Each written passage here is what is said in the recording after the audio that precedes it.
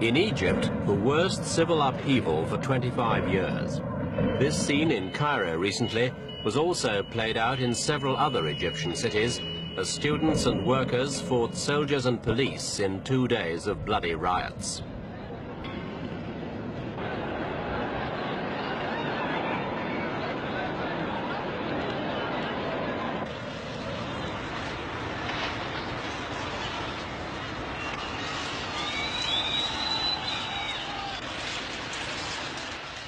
When the smoke cleared, over 70 were dead, hundreds injured, and more than 1,000 arrested. The disturbances began when the government announced its intention to cut back food and fuel subsidies, a move that would have raised the prices of some basic necessities by 50%. The protests soon took on a rich versus poor character, with bands of peasants and low-paid workers attacking Cairo's most obvious symbols of wealth. The luxurious night spots along the capital's so-called Las Vegas Strip near the Giza pyramids. Some clubs were totally wrecked.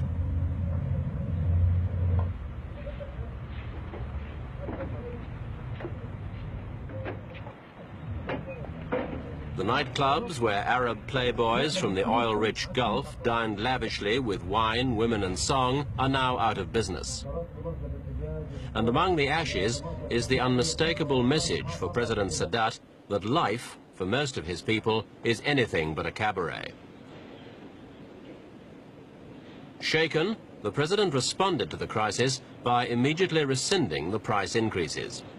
But though this calmed the situation on the streets, it weakened the government's resolve to come to grips with Egypt's fundamental economic problems. For the price increases had been among the conditions demanded by the International Monetary Fund for granting Egypt a $300 million loan. With all prospect of the loan gone, the government now has no alternative but to ask the wealthy Arab states to supply yet more money to cover Egypt's staggering debts. When President Sadat came to power over 6 years ago, he promised Egyptians a better deal, a new life in a modern state, an end to many of the old practices that stood in the way of progress and helped to keep the mass of fellahin, or peasant farmers, in a state of permanent poverty. It was a promise repeated after the sacrifices made during the 1973 war. The recent riots, certainly the worst, but by no means the first to occur under Sadat, show that even the legendary patience of the Egyptian laborer is now wearing thin. The burdens have been too heavy for too long to be carried much further.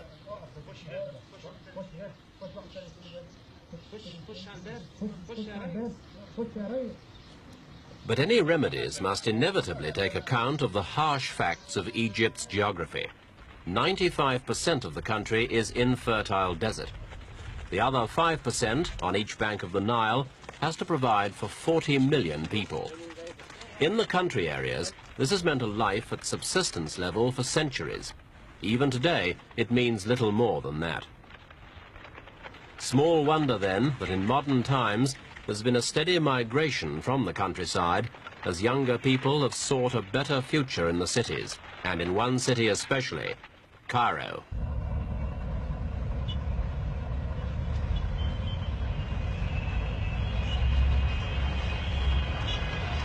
Egypt's capital is bursting at the seams and for years has lived dangerously close to the point of economic collapse. Nearly 10 million people live in the city and its suburbs. That's a quarter of the country's entire population. And it's been estimated that 100,000 newcomers arrive from the countryside every year. If they're lucky, they survive by trading in anything that's saleable. Cairo already has over 500,000 peddlers on its streets, competing in a babel of noise and confusion.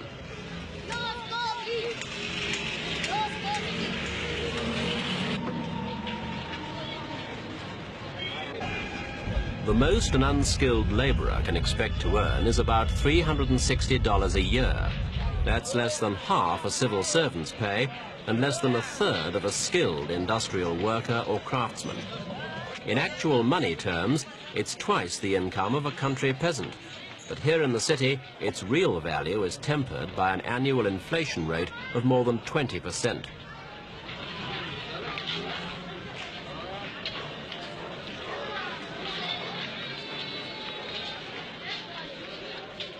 No one starves in Cairo, but only the most basic foodstuffs are within reach of the poor.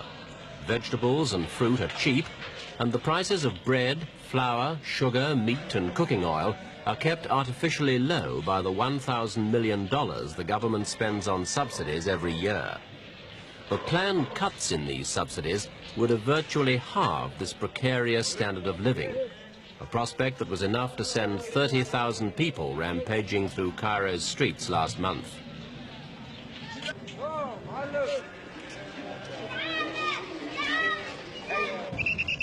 Life in Cairo is made no easier by the chronic inefficiency of many public services, which just can't cope with the pressures put upon them.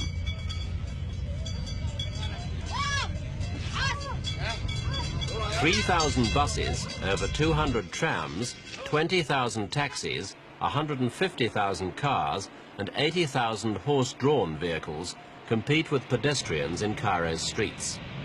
3.5 million passengers a day move or attempt to move by public transport.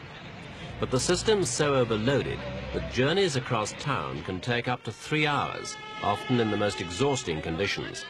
Fares haven't changed in 20 years, and many ride free in the rush hours.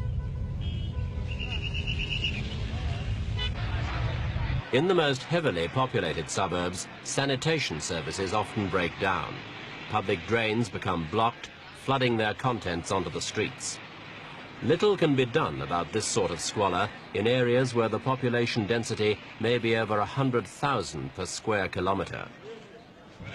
In fact, population, or rather the increase in population, is probably the greatest threat to Egypt's economic future.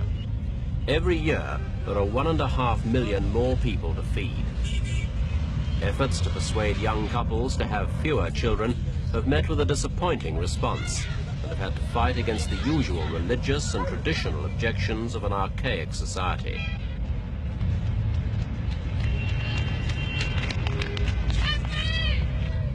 Housing is another area of desperate need. Many people in Cairo live not in houses, but on top of them, camping out in makeshift shacks on the roofs of office blocks in the city centre and in much worse conditions in the suburbs.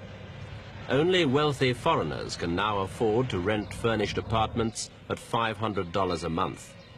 Unfurnished premises are supposed to be $25 to $50 a month, but landlords nearly always insist on being paid under-the-table key money that could amount to anything between $5,000 and $10,000.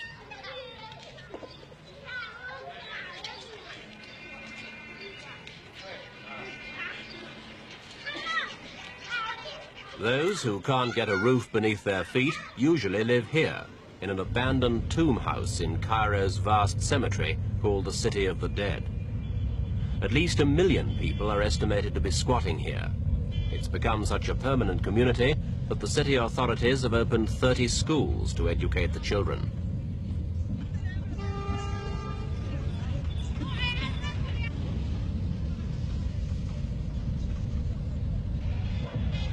What political impact the riots and the problems that underlie them will have is difficult to forecast, especially as the political framework of Egypt is itself in transition. Elections held last November for a new parliament were preceded by a campaign that allowed a measure of genuinely free debate for the first time since the revolution in 1952. In all elections until last November, the only party allowed was the Arab Socialist Union. But this time, President Sadat encouraged 3 separate wings of the union to develop their own arguments and field their own candidates in opposition to the government line. It was all part of President Sadat's new initiative to move Egypt gradually towards a more democratic system, with the eventual aim of establishing separate political parties.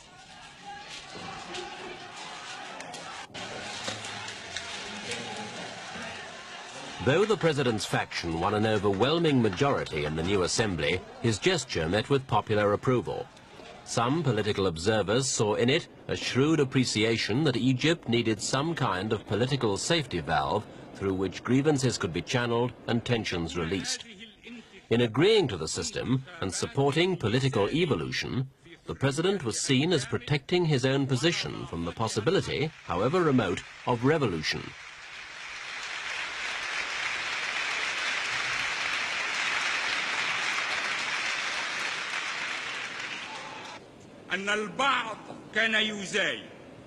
At the first session of the new parliament, President Sadat delighted members by announcing that the three factions would, from now on, be allowed to form themselves into quite independent political parties of right, centre and left, and the role of the old Arab Socialist Union would be progressively reduced.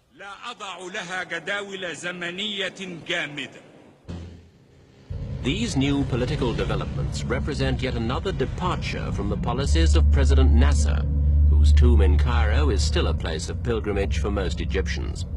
Nasser was a heroic figure who had a special rapport with Egypt's masses. President Sadat cannot match his popular appeal. And though he still pays lip service to the dead leader's memory, he's nevertheless reversed many of his predecessor's policies. Many demonstrators in the latest riots chanted Nasser's name as they put buses and buildings to the torch. A nationalist, a socialist, the father of the revolution, Nasser was invoked as the real protector of Egypt's downtrodden and underprivileged. President Sadat's policy of economic opening, on the other hand, was seen as giving further opportunities for the moneyed classes to prosper. Certainly one aim of President Sadat's new economic policy is to allow businessmen to invest, especially foreign industrialists. Over 20 international oil companies, for example, are planning to spend $500 million in the next 8 years to see if Egypt can be brought into the big league of oil exporters. Success here could transform the country's economy.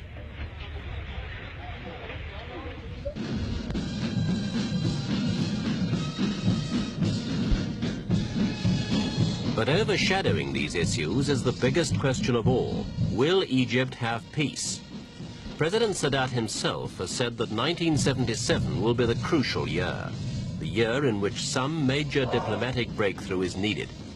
He's working for a new Geneva conference and a settlement that will allow him to take the economy off the war footing it's been on for the last 10 years. Egypt spends a third of its budget on defense, an 850,000-man standing army equipped with sophisticated missiles and equipment that have yet to be paid for.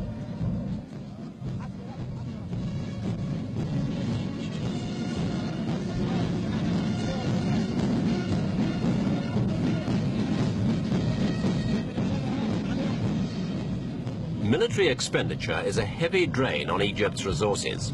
If President Sadat achieves a settlement, he might have a real chance to improve the economy and restore his prestige.